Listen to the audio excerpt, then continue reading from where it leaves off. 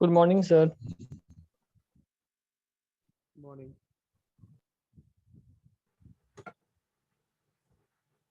Good morning, sir. Morning. Good morning, sir. Morning.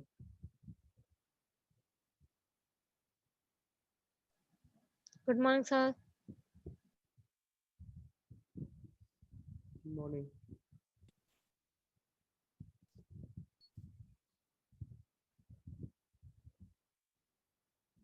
आज हम लोग एग्रीगेट डिमांड और एग्रीगेट सप्लाई को रिवाइज करेंगे। वो वाला जो चैप्टर था aggregate demand and aggregate supply. तो एग्रीगेट डिमांड जो है, hello, Yes, sir. Yes, sir. तो एग्रीगेट डिमांड के कॉन्सेप्ट को एक बार रिवाइज कर लो। एग्रीगेट डिमांड और उसका कंपोनेंट जो है, एग्रीगेट डिमांड क्या है और उसका कंपोनेंट, इसको रिवाइज कर लो फटाफट। और देखो कहीं कोई डाउट है तो बताओ।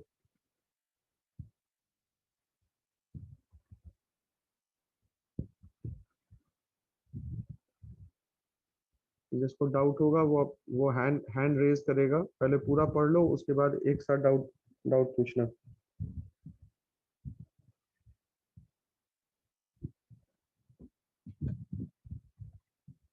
टॉपिक है aggregate demand and components of aggregate demand. कि एग्रीगेट डिमांड होता क्या है और उसका कंपोनेंट क्या क्या है।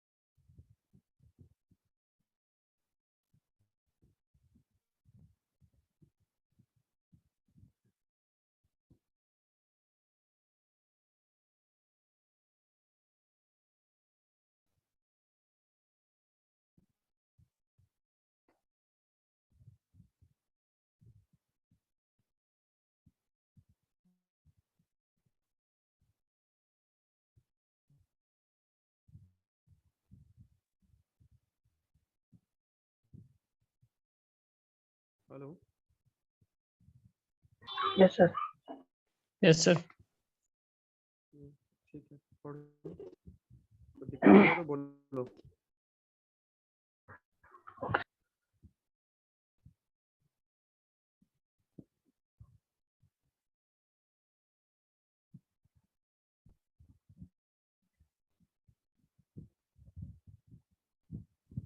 सर इंड्यूस में सर लेवल ऑफ इनकम को इफेक्ट करता है ना? लेवल ऑफ इनकम इंड्यूस्ड को इफेक्ट करता है। खैर अभी उसको पढ़ना नहीं है, अभी सिर्फ एग्रीगेट डिमांड पढ़ना है और एग्रीगेट डिमांड का कंपोनेंट्स पढ़ना है। कंपोनेंट्स 5 जो कंपोनेंट है उसका, बस उसी को पढ़ना है।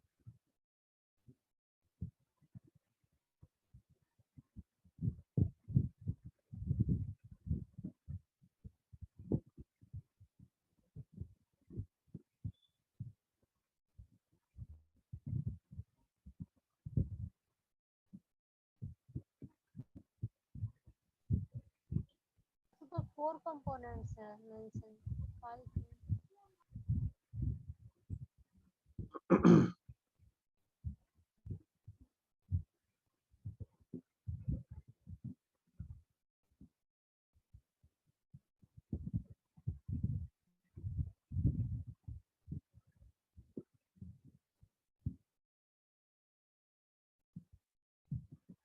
सारे लोग का कैमरा ऑफ है, कैमरा ऑन ऑन कर लो। कैमरा ऑफ है, कैमरे को ऑन कर लो।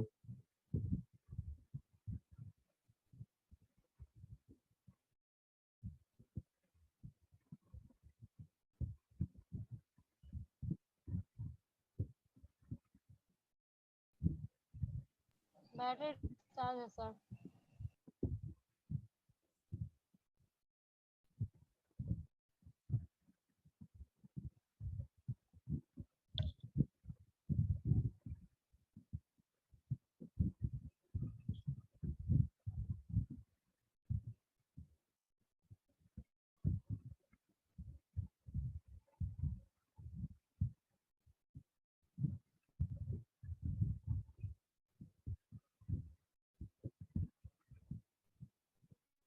सचिन कैमरा ऑन कर लो। Okay, संस्कार sir. कैमरा ऑन कर लो।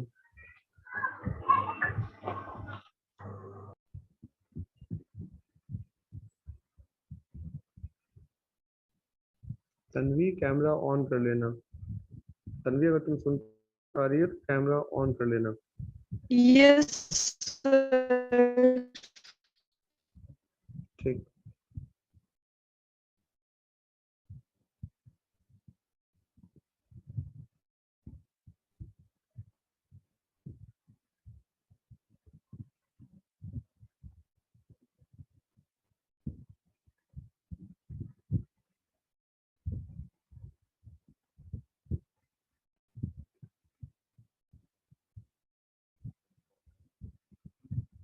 संस्कार तुम्हारा कैमरा फिर से ऑफ है।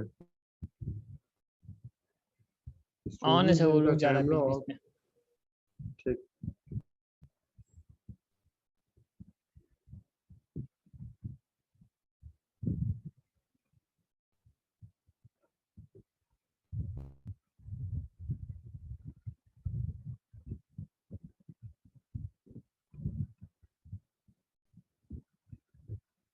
जब हम लोग एग्रीगेट डिमांड को डिफाइन करते हैं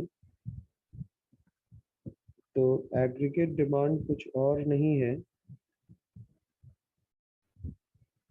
बल्कि डिमांड ऑफ द इकोनॉमी।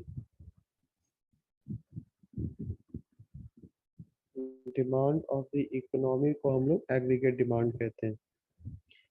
अब ये जो डिमांड ऑफ द इकोनॉमी को हम लोग एग्रीगेट डिमांड कहते हैं, इसमें हम लोग it includes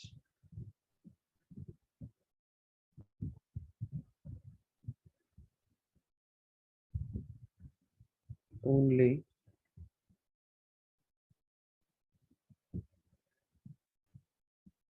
the demand for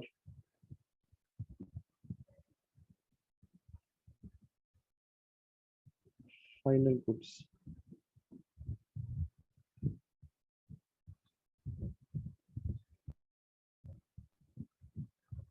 that is intermediate goods के डिमांड को हम लोग इसमें कंसिडर नहीं करते हैं।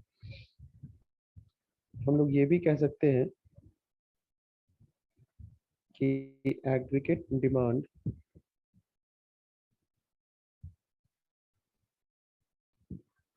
Is equal to total expenditure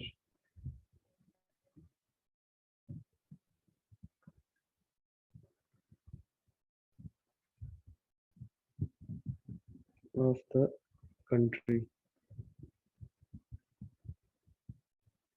या इकोनॉमी। अब इंडिया जो है वो मिक्स्ड इकोनॉमी है, तो इंडिया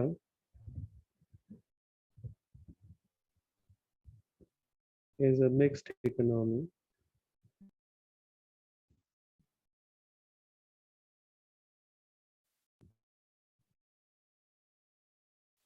इस मिक्स्ड इकोनॉमी में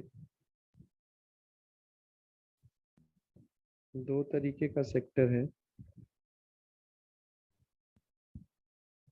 प्राइवेट सेक्टर एक है प्राइवेट सेक्टर और गवर्नमेंट।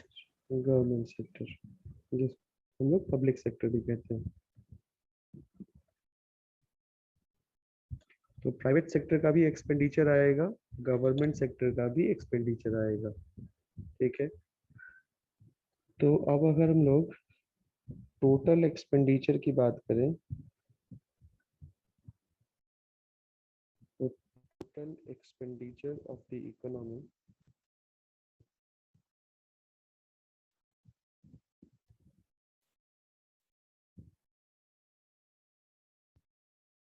ये बराबर हो जाएगा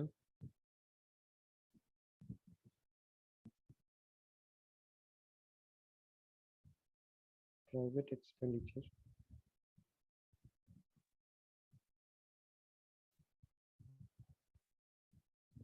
प्लस गवर्नमेंट एक्सपेंडिचर। तो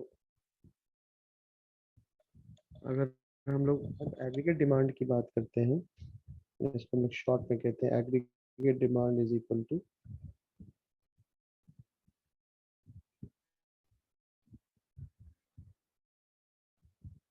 एक्सपेंडिचर बाय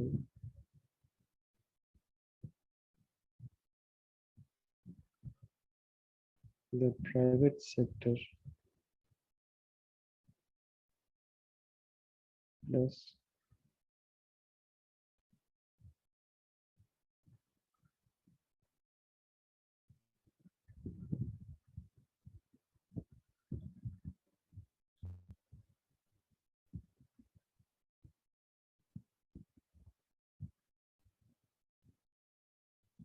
पब्लिक सेक्टर। ये जो एक्सपेंडिचर होगा इस aggregate demand expenditure by the private sector plus expenditure by the public sector. अब इसमें देखो कि ये एक्सपेंडिचर कहाँ कहाँ होगा, तो उस पॉइंट से जो एग्रीगेट डिमांड है उसका कंपोनेंट क्या क्या होता है।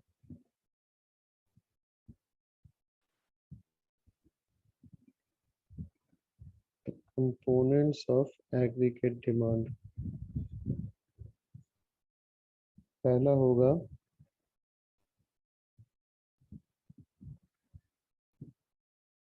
प्राइवेट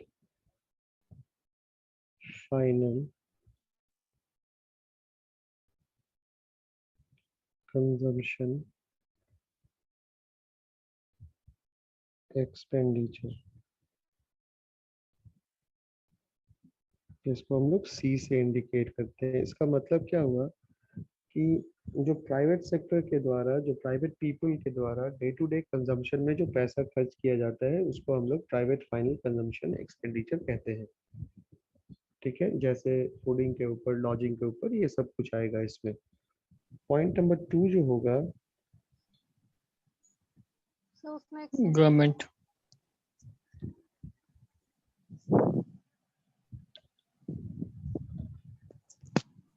पॉइंट नंबर 2 जो होगा वो होगा government final consumption expenditure.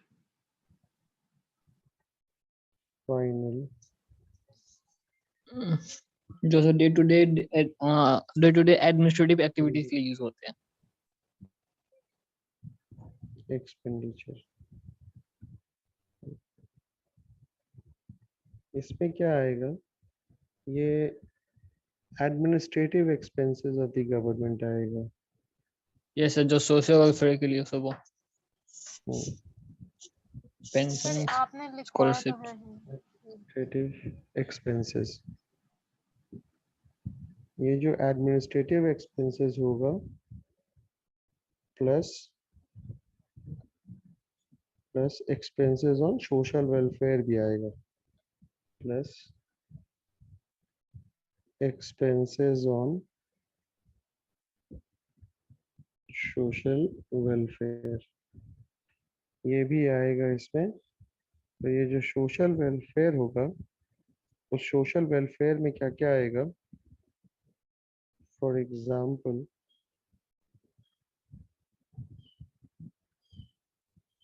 Scholarships होगा यस सर। और सब्सिडीज वगैरह इसमें शामिल होगी। सर हॉस्पिटल्स स्कूल्स को इंफ्रास्ट्रक्चर करने के लिए।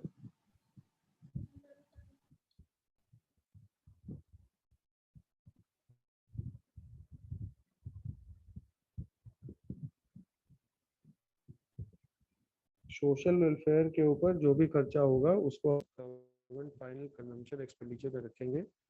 अब नेक्स्ट है इन्वेस्टमेंट, पॉइंट नंबर 3।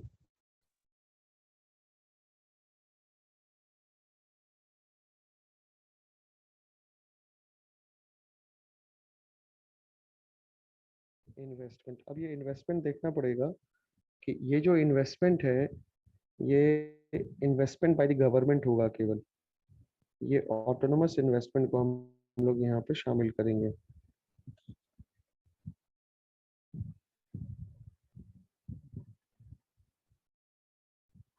इसमें सिर्फ और सिर्फ ऑटोनोमस इन्वेस्टमेंट आएगा।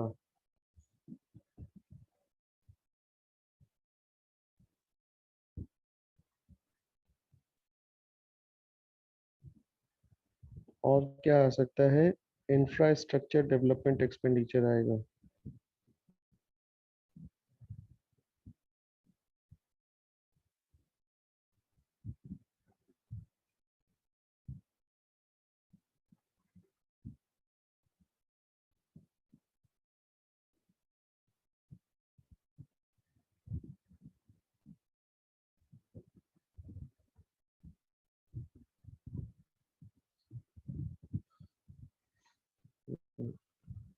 ये आएगा इसमें इन्वेस्टमेंट्स में, और इस इन्वेस्टमेंट्स में हम लोगों को ये जो ऑटोनोमस इन्वेस्टमेंट्स होता है, ऑटोनोमस इन्वेस्टमेंट का मतलब एक ऐसा इन्वेस्टमेंट जो सरकार के द्वारा किया जाता है, और एक ऐसा इन्वेस्टमेंट्स जो जिसका पर्पस क्या है, प्रॉफिट मोटिव अर्न करना नहीं है, जिसका पर्पस होता है irrespective of the level of income, ये इन्वेस्टमेंट हम लोग करते हैं। उसके बाद इसमें आएगा पॉइंट नंबर 4, नेट एक्सपोर्ट्स भी आएगा इसमें। नेट एक्सपोर्ट्स का भी ये पार्ट फॉर्म करता है, नेट एक्सपोर्ट्स। अब ये नेट एक्सपोर्ट्स क्या है, ये डिफरेंस है, it is the difference between Exports minus in. Value of the value of exports and expenditure on imports।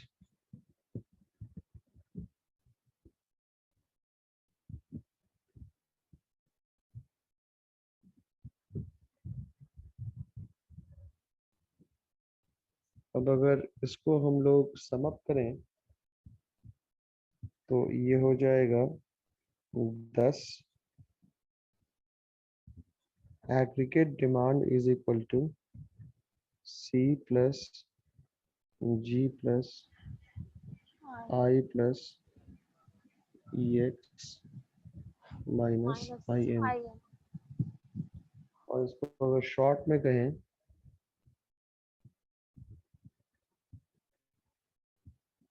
in short, AD is equal to C plus I. AD का मतलब C plus I होगा, consumption expenditure plus investment expenditure. अब एक काम करो, एक point करना है।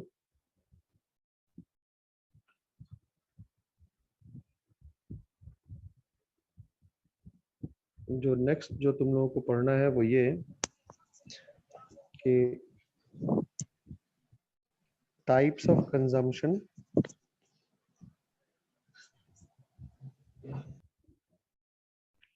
Types of consumption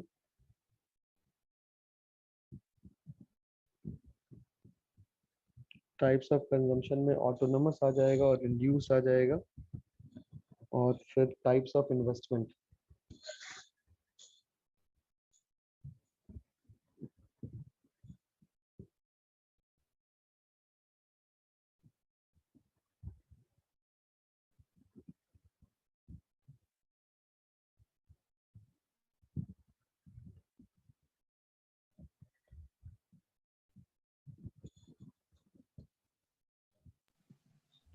sir consumption of AD में डॉट है। बोलो क्या डाउट है? सर ओपन इकोनॉमी और क्लोज्ड इकोनॉमी में डिफरेंस बताइए। जैसे आपने एक फॉर्मूला लिखा AD is equal to C plus I plus G plus E X minus I A, ये ओपन इकोनॉमी वहाँ पे लिखा हुआ है स्टडी मटेरियल में, तो समझ नहीं आ रहा सर। और सी प्लस आई का फॉर्मूला जो दिखा उसके ब्रैकेट में लिखा हुआ है क्लोज्ड इकोनॉमी, तो समझ नहीं आया। ओपन इकोनॉमी का मतलब होता है एक ऐसी इकोनॉमी जिसका ग्लोबल इकोनॉमी के साथ कुछ ना कुछ रिलेशन हो, ट्रेड हो, उसको कहते हैं ओपन इकोनॉमी। ओके और सर। क्लोज इकोनॉमी का मतलब हुआ जो सेल्फ सफिशिएंट इकोनॉमी है, जिसको एक्सपोर्ट और इंपोर्ट करने की कोई जरूरत नहीं पड़ती।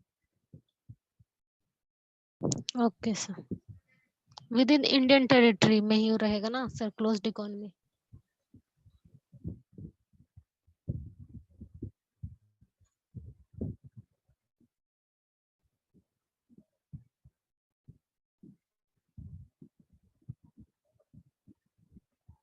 आंसर प्राइवेट कंजम्पशन एक्सपेंडिचर में लिखा हुआ है sir, it depends upon the level of disposable income of the house hold.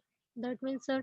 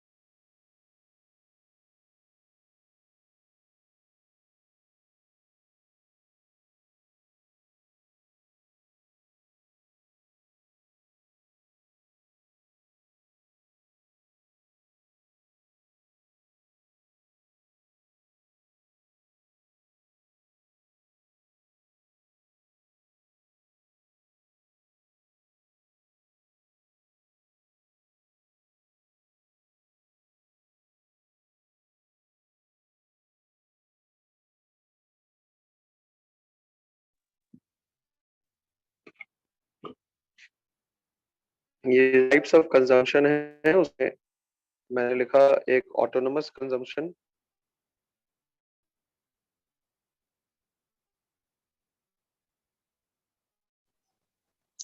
और एक induce. Autonomous consumption. Autonomous consumption को हम लोग इंडिकेट करते हैं सी डैश से। इसका मतलब ये हुआ कि ये एक ऐसा कंजम्पशन है जो इनकम डिपेंडेंट नहीं है। A consumption, a consumption not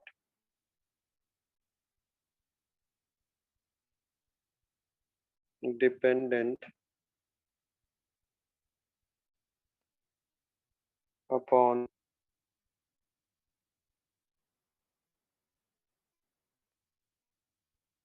present level of income.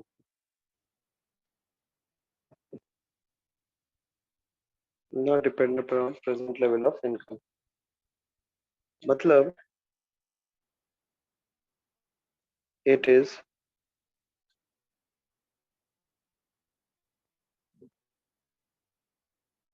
nothing but dissavings. ये कुछ और नहीं है बल्कि हम लोग डिस सेविंग्स कहते हैं। तो हम लोग ये भी कह सकते हैं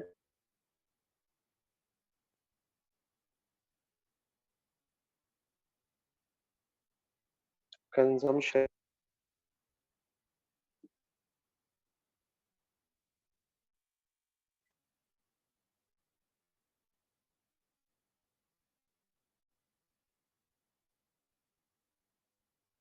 and zero level of income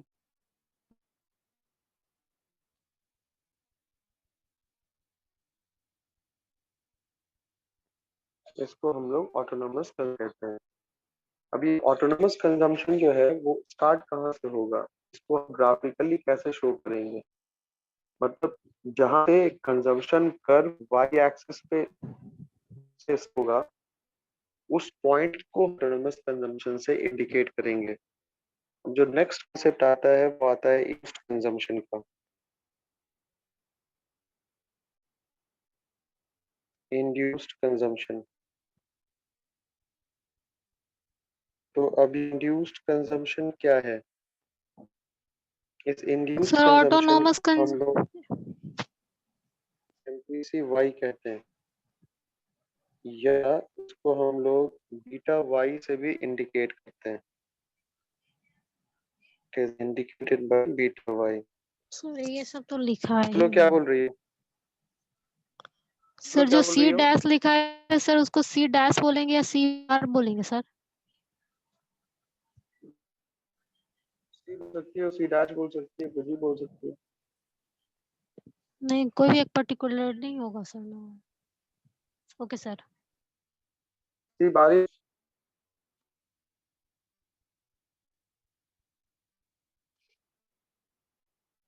अब ये इंड्यूस्ड कंजम्पशन क्या हुआ कि ये इनकम डिपेंडेंट है। अब इसको मैं एक एग्जांपल से एक्सप्लेन कर रहा हूँ। ये इनकम डिपेंडेंट है। ये इनकम डिपेंडेंट कैसे है ये आप देख लीजिए।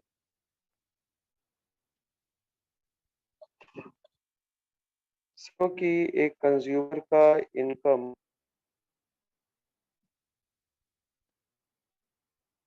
100 है और उसका पीसी जो है मार्जिनल प्रोपेंसिटी टू कंज्यूम वो 75 है। 75। इसका मतलब क्या हुआ? इसका सिंपल सा मतलब ये हुआ कि इसका हम लोग इंड्यूस्ड कंजम्पशन निकालेंगे, यानी कि बीटा वाई जब हम लोग निकालेंगे तो ये अकॉर्डिंग टू फॉर्मूला 0.75 इंटू 100 होगा, कि 75 रुपीज। 75 रुपीज ये हमारा इंड्यूस्ड होगा। मतलब ये कंजम्पशन इनकम के ऊपर डिपेंड कर रहा है, जैसे जैसे इनकम करेगा। अब सपोज करो कि मेरा इनकम जो है वो वाई वो चेंज हो गया, वो वाई चेंज हो गया। आप देख लीजिए, it goes up to 150, it goes up to 150 या 160 कर लेते हैं, 160। अब अगर हम लोग एमपीसी सेम रखें, 0.75 रखें, तो अब मेरा बीटा वाई क्या हो जाएगा? बीटा वाई अब मेरा चेंज होगा, ये 0.75 इंटू 160 हो जाएगा, यानी कि 120 रुपए हो जाएगा। तो अब आप देखिए आपका, अगर हम लोग इंड्यूस्ड कंजम्पशन का चेंज डेल्टा डेल्टा अगर हम लोग निकालें, डेल्टा ये वाई निकालें, तो ये कितना हो जाएगा? 120 माइनस 75, यानी कि इट कम्स टू 45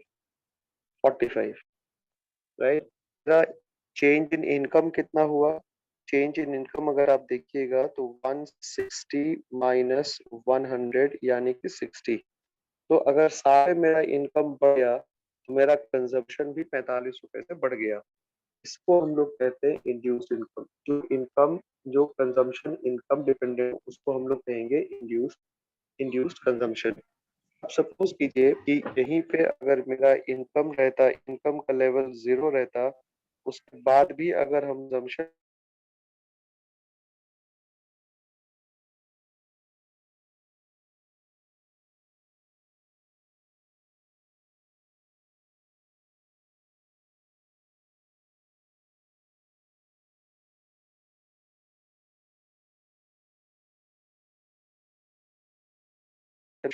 बराबर हो जाएगा, टोटल कंजम्पशन को हम लोग सी से इंडिकेट करते हैं, तो ये टोटल कंजम्पशन बराबर हो जाएगा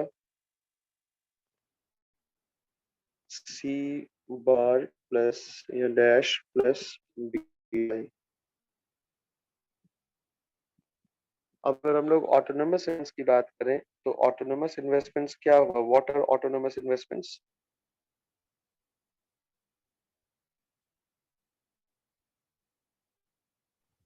ऑटोनोमस इन्वेस्टमेंट्स क्या हुआ?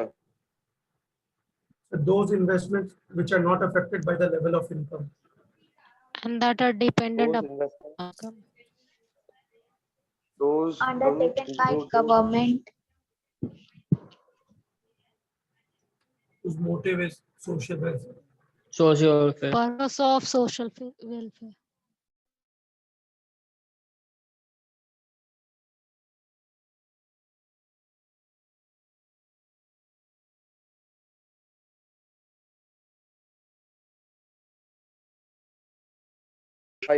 बिकॉज इंड्यूस्ड इन्वेस्टमेंट्स जो है वो प्राइवेट सेक्टर किया जाता है, उसका पर्पस होता है मोटिव, वो इनकम डिपेंडेंट होता है और उसको देख पाना, उसको मॉनिटर कर पाना, उसका रिकॉर्ड मेंटेन कर पाना इतना आसान नहीं होता, इसलिए उसको हम लोग इग्नोर करते हैं, हम लोग कंसिडर नहीं करते हैं।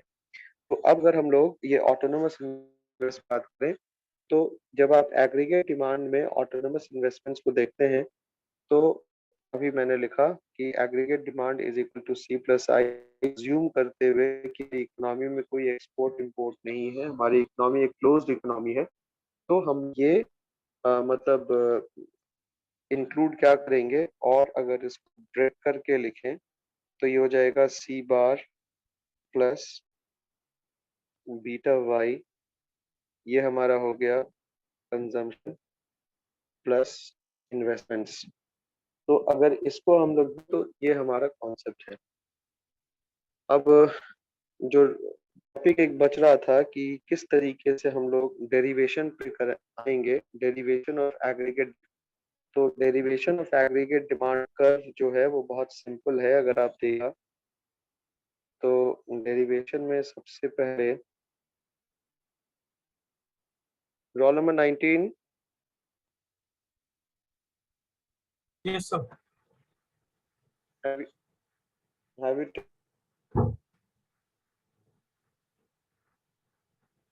Voice का break हो रहा है sir.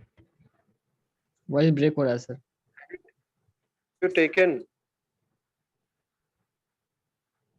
अटेंडेंस के लिए बोल रहे हैं सर। अटेंडेंस के लिए बोल रहा है। चलो, चलो ठीक है। अब पहले देखो यहाँ पे ऑटोनोमस इन्वेस्टमेंट्स में क्या है। ये ऑटोनोमस इन्वेस्टमेंट्स का जो कर्व है वो इस तरीके से होगा, यही है, और चूंकि हमारा लेवल ऑफ इनकम कुछ भी हो, ये इन्वेस्टमेंट्स चेंज ही करेगा, इसलिए हम लोग चेंज नहीं ऑटोनोमस करे, वो फिक्स इन्वेस्टमेंट्स रहता है कहते सर। हैं, वो फिक्स रहता है।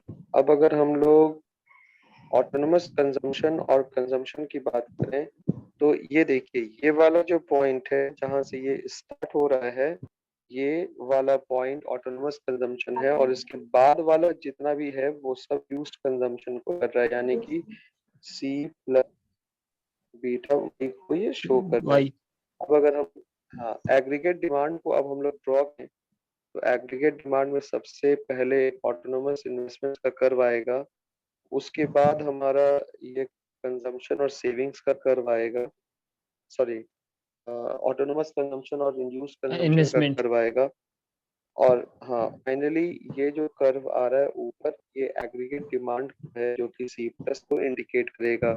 अब एडी और कंजम्पशन कर्व एक दूसरे के पैरेलल है, ये पैरेलल क्यों है? क्योंकि इन दोनों के बीच का जो डिफरेंस है वो आई को इंडिकेट करता है। आई हमेशा कांस्टेंट रहता है, इसलिए ये कर्व एक दूसरे के पैरेलल होता है और consumption curve, Yes, sir. Right. Yes. अब नेक्स्ट क्लास में हम लोग समझेंगे इसको, Okay. सप्लाई को।